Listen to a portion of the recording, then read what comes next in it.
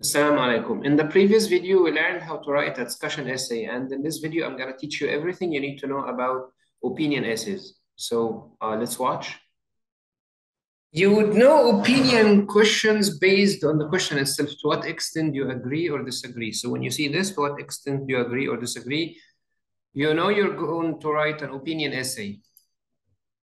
Okay, here's an example. In some countries, an increasing number of people are suffering from health problems as a result of eating too much fast food. It is therefore necessary for governments to impose a higher tax on this kind of food. To what extent do you agree or disagree?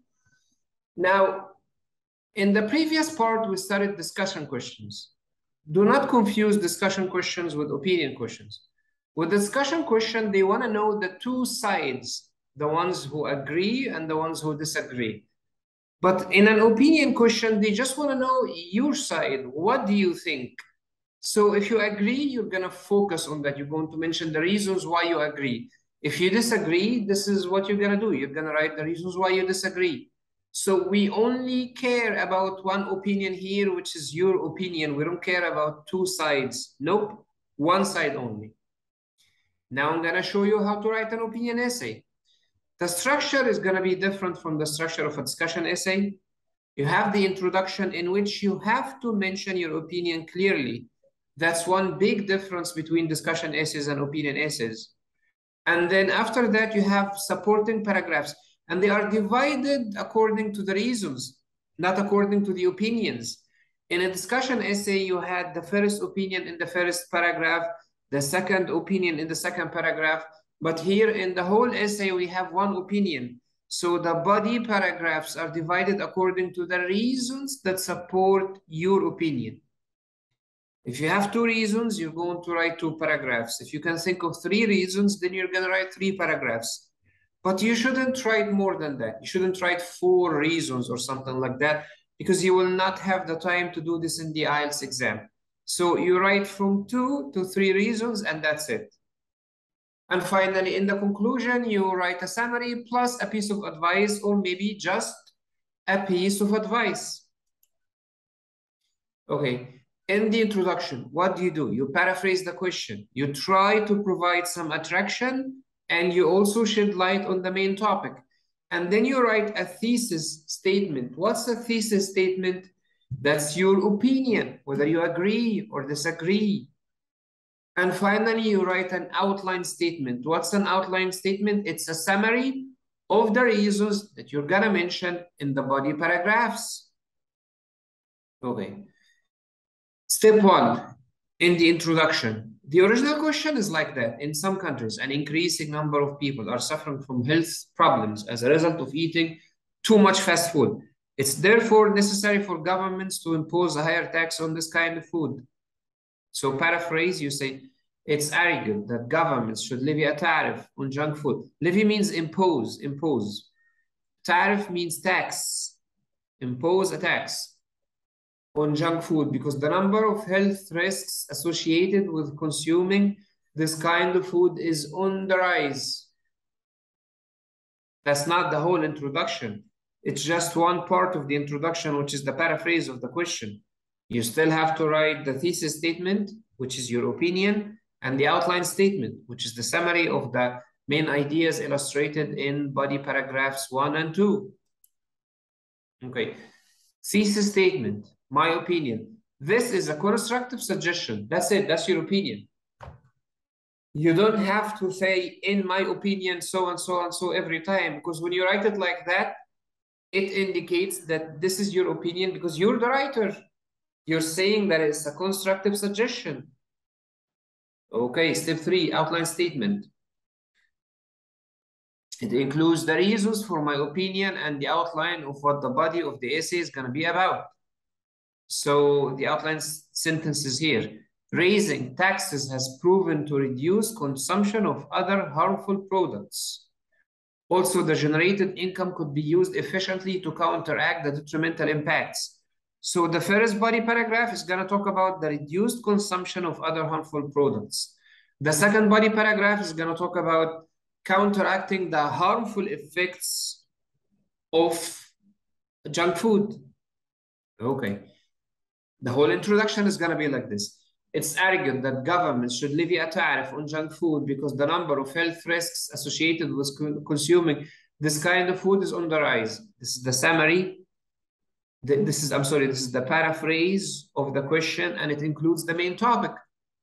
This is a constructive suggestion. That's my opinion. And you can join it with the outline sentence. It doesn't have to be separated from the outline sentence. You can join it with the word because. Now, if you use the word because, this means that you are creating a complex sentence. So making a complex sentence in the IELTS exam is not that hard. It's not that difficult. Sometimes you are making complex sentences without even paying attention to that. Because raising taxes has proven to reduce consumption of other harmful products, and the generated income could be used efficiently to counteract the detrimental impacts. That's your introduction. Now let's move to the body paragraphs. What do? You write a topic sentence, explain it, and provide an example. That's all you have to do. So the topic sentence could be like this. Higher taxes are bound to increase the price of junk food. That's your topic sentence.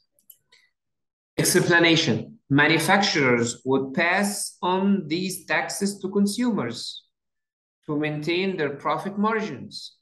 This would lead to people not being able to afford junk food because it's too expensive. Consequently, it would soon become a luxurious item, which is consumed occasionally. This would be less harmful to the general public's health. Finally, the example. The case of wine, you guys know wine, the alcohol that you drink, is a salient example, a clear example, as it's expensive for most people, and that's why only a small percentage of the population buy it regularly. So we're trying to say here in this paragraph that if a certain product is too expensive, then not everybody is gonna afford to buy it. And so it's gonna become consumed by only a minority of people. That's the whole point of this paragraph. Okay, next paragraph. Again, you're gonna do the same thing. Topic sentence plus explanation plus example. Higher excise on cigarettes has proven to be successful at curbing the harm caused by them. And excise means tax. Explanation. This revenue has been used to treat health problems associated with smoking and has proven useful in advertising campaigns warning people about its dangers. Tax from fast food could be used in the same way. Example, for instance, in the United Kingdom, tax revenues are used to treat lung cancer and heart disease. At the same time, they get pumped into health campaigns in schools to warn children about the dangers of smoking. That's your paragraph here. Okay, if you have another reason, you could write a third body paragraph. If not, then two body paragraphs can be sufficient. In the conclusion, what do? A good conclusion could have a summary of the main points and a piece of advice. I like having a piece of advice more than the summary, and I explained the reason before. There's a video lesson that I devoted for the conclusion. You could watch it again. I said that if you write a summary, this can be challenging because you will be repeating yourself for the third time. And this requires high control over your language, complete mastery of your linguistic tools. I'll tell you why. Because first you write the main ideas in the introduction, and then you illustrate the main ideas in the body paragraphs. And then in the conclusion, if you write a summary, then you're gonna be talking about these main ideas for the third time, once in the introduction, once in the body paragraphs, and once in the conclusion. So that's why I prefer, it's always better if you have a piece of advice instead of a summary.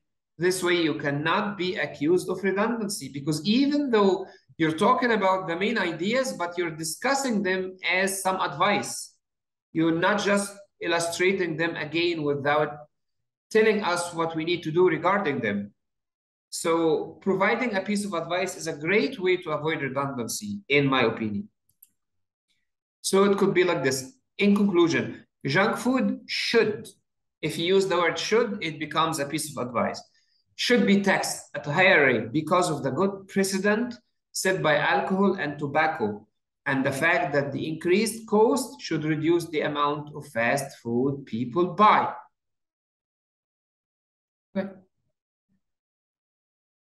Now, this is going to be your assignment. You're going to write about it. Today, the high sales of popular consumer goods reflect the power of advertising and not the real needs of the society in which they are sold. To what extent do you agree or disagree? I want to make sure that you understand this question. Because if you don't understand it, then of course the essay that you write is going to be wrong. Basically, we're trying to say that nowadays, when people buy items, they buy them not because they need them, but they buy them because they are affected so much by the advertisements that they see on TV. Is this true?